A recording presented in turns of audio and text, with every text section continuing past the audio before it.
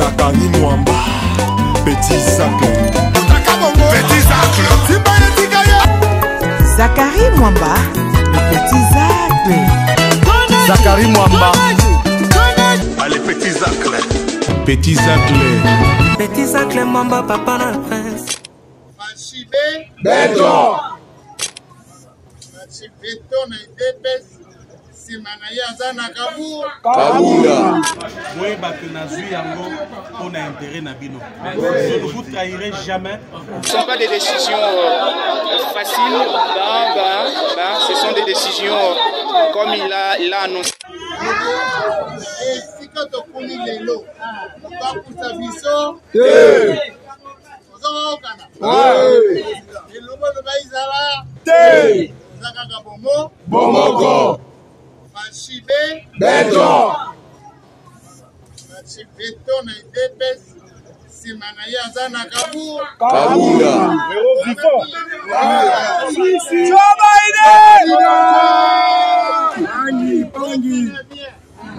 Président Mboto Menga Telemia. Président Assemblée nationale. Simanaïa Zana Kabou. Kabula.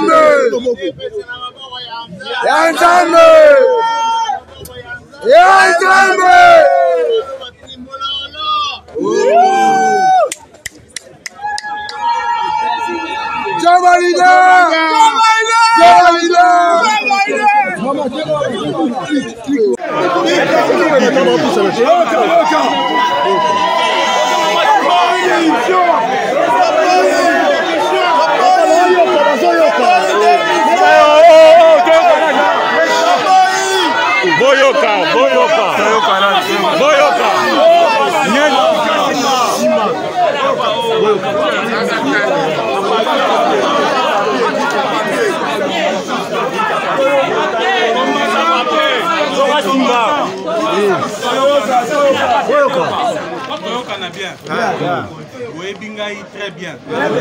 Boebi combat mené Nalito Tosali.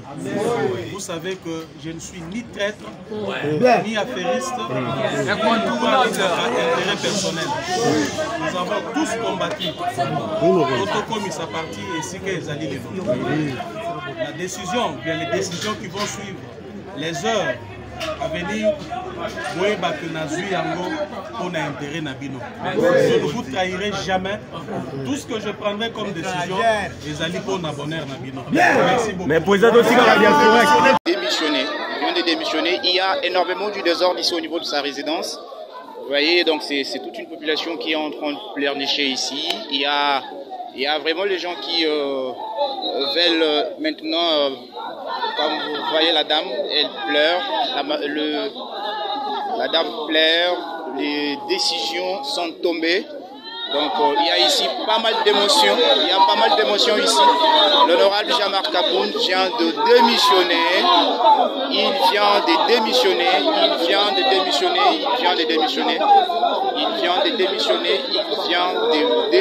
donc vous le voyez. Donc il y a ici d'émotions, tellement d'émotions, parce que les décisions sont tombées. Ce ne sont pas des décisions faciles, ce sont des décisions comme il a annoncé, il a dit qu'il prendra des décisions pour le bien-être de la base. Ici, nous sommes en direct. Il n'y a pas accès justement à l'intérieur parce que ici, il y a vraiment de la foule. Il y a... Non, ne filme pas. Tu veux la presse ici, là? makambo oyo soki leka oza sanga presse efase yango dit mais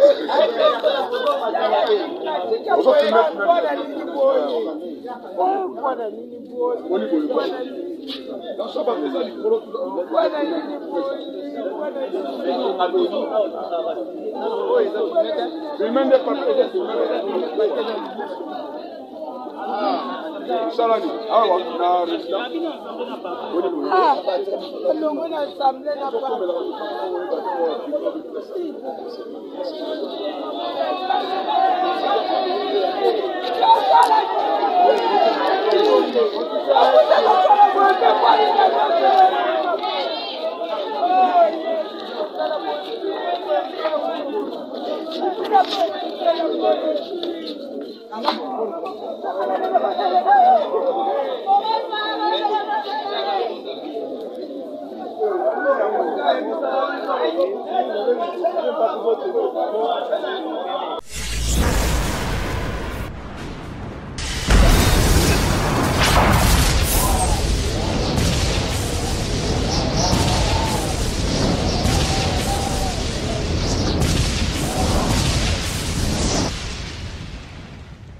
Zakari Mwamba, Petit Zacle.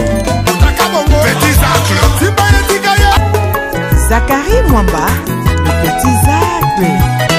Zakari Mwamba. Allez, Petit Zacle. Petit Zacle. Petit Zacle Mwamba, papa na